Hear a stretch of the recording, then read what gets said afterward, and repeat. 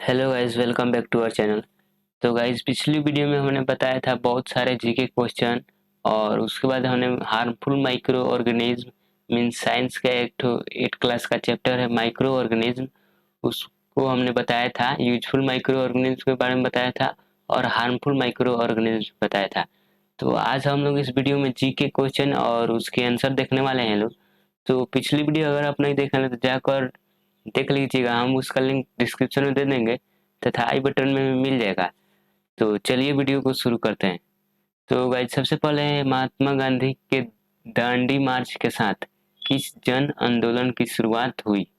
Option A है खिलाफत आंदोलन, ऑप्शन बी है असहयोग आंदोलन, ऑप्शन सी है सविनय अवज्ञा आंदोलन और ऑप्शन डी है भारत छोड़ो आंदोलन। तो गाइस, इसका करेक्ट आंसर होगा ऑप्शन सी, सविनय अवज्ञा आंदोलन।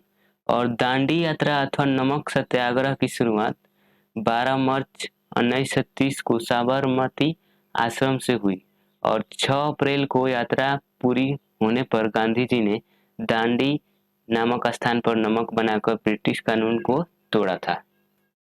उसके बाद है फैथ इज अ बैटल, किसकी जीवनी है? मीन्स विश्वास एक लड़ाई, ये किसकी जीवनी है? So option A Mohammad Ali Jinnah, option B है खान अब्दुल गफ्फार खान, ऑप्शन सी है मौलाना अबुल कलाम आजाद, ऑप्शन डी है उपरोक्त में से कोई कोई भी नहीं। सो इसका करेक्ट आंसर होगा ऑप्शन बी, खान अब्दुल गफ्फार खान। उसके बाद भारत की राजधानी कलकत्ता से दिल्ली कब स्थानांतरित की गई? मीन्स भारत की राजधानी पहले कलकत्ता थी और सो कलकत्ता से दिल्ली कब भारत की राजधानी बनाई गई? ऑप्शन ए है 1910 को, ऑप्शन बी है 1911 को, ऑप्शन सी 1915 को और ऑप्शन डी 1917 को। सो इसका करेक्ट आंसर होगा ऑप्शन बी, 1911 को। उसके बाद ब्रिटिश काल में सर्वोच्च न्यायालय कौन सा होता था? ऑप्शन है फेडरल कोर्ट, ऑप्शन बी है presidency supreme court, option C है प्रिवी काउंसिल और ऑप्शन डी है इंग्लैंड का सर्वोच्च न्यायालय। सो इसका करेक्ट आंसर होगा ऑप्शन सी, प्रिवी काउंसिल, जिसकी स्थापना 1 मई 1708 को हुआ था। उसके बाद अक्टूबर क्रांति किस देश से संबंधित है?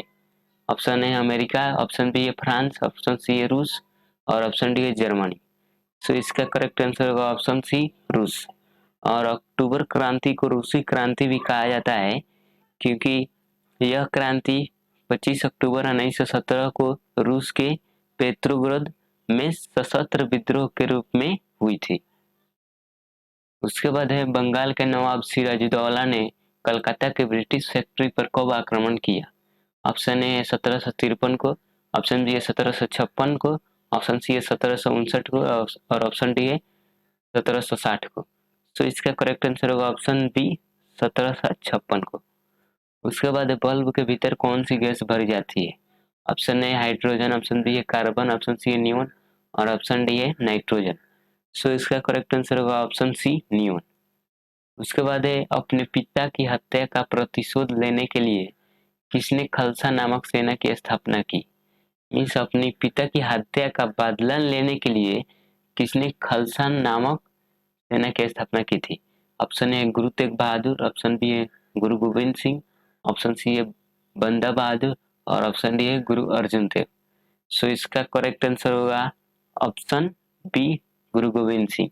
और गुरु तेग बहादुर 9वें सिख गुरु व गुरु गोविंद सिंह के पिता थे। और गुरु तेग बहादुर ने जब इस्लाम स्वीकार करने से इनकार कर दिया था तब उनको 1675 में औरंगजेब ने मृत्युदंड दिया था।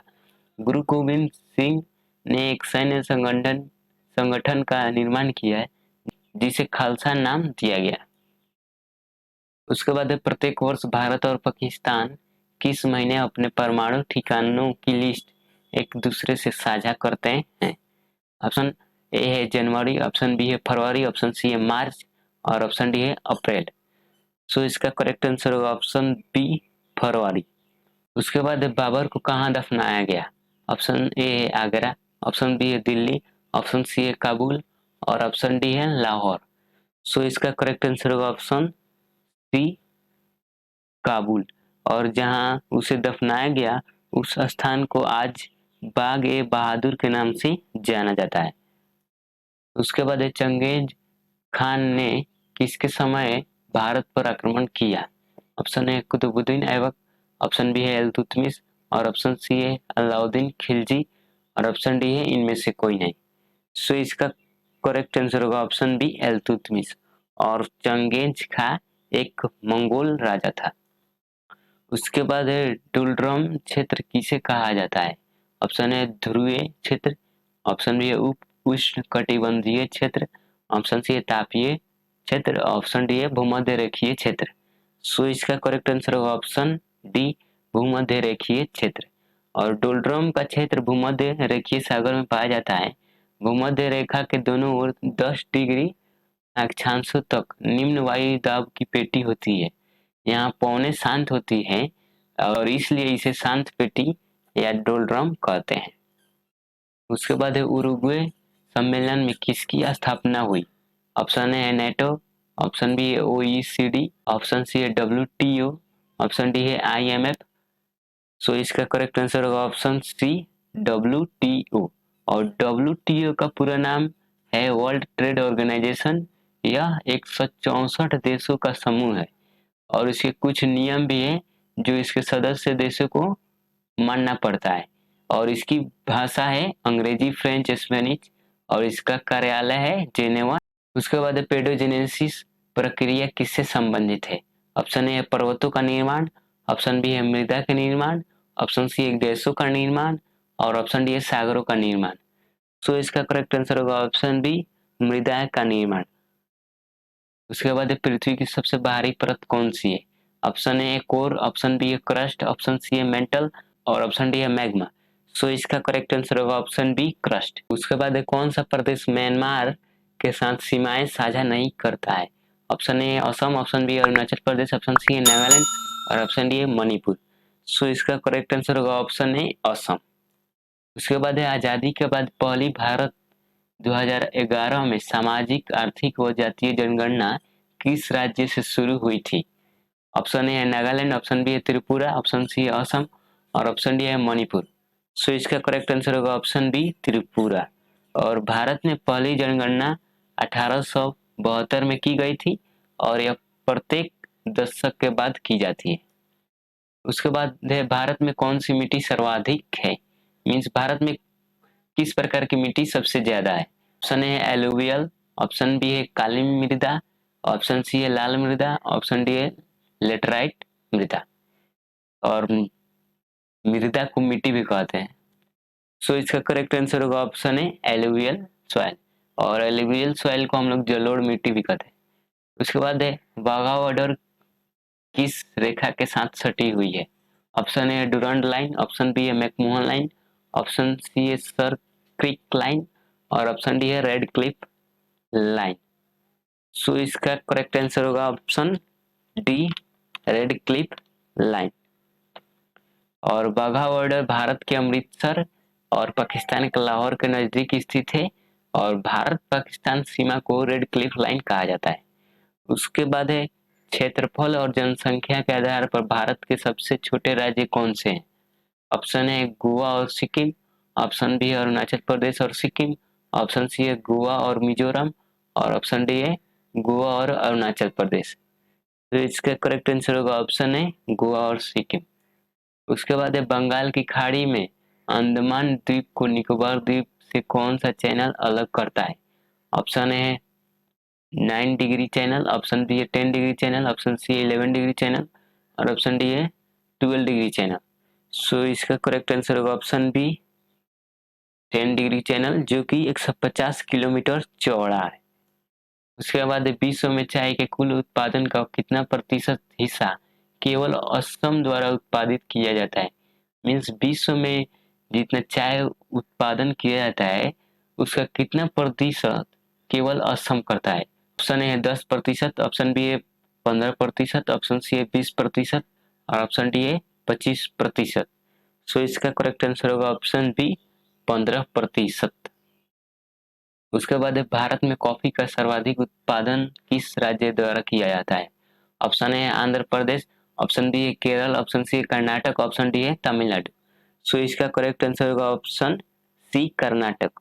और भारत के कुल कॉफी उत्पादन का 54% हिस्सा उत्पादन केवल कर्नाटक करता है। तो आज उसके बाद है ईंट के बने भवनों की तुलना में कच्ची मिट्टी के मकान ग्रीष्म काल में ठंडे और शीतकाल में अधिक गर्म होने का कारण है। मीन्स ईंट के जो घर बने होते हैं उसकी तुलना में कच्ची मिट्टी के जो घर बने होते हैं वो गर्म के दिनों में मतलब उसकी तुलना में ठंडे होते हैं और ठंड में उसकी तुलना में वो गर्म होते हैं। तो इसका क्या कारण है? ऑप्शन ए है कच्ची मिट्टी अच्छी चालक है, ऑप्शन बी है कच्ची मिट्टी बुरी चालक है, ऑप्शन सी है कच्ची मिट्टी कम उष्मारोधी है, ऑप्शन डी है जल वाष्पन से गर्मियों में ठंडक और छिद्र में आने वाली धूप के कारण सर्दियों में गर्म हो जाती है। सो इसका करेक्ट आंसर होगा ऑप्शन बी कच्ची मिट्टी बुरी चालक है।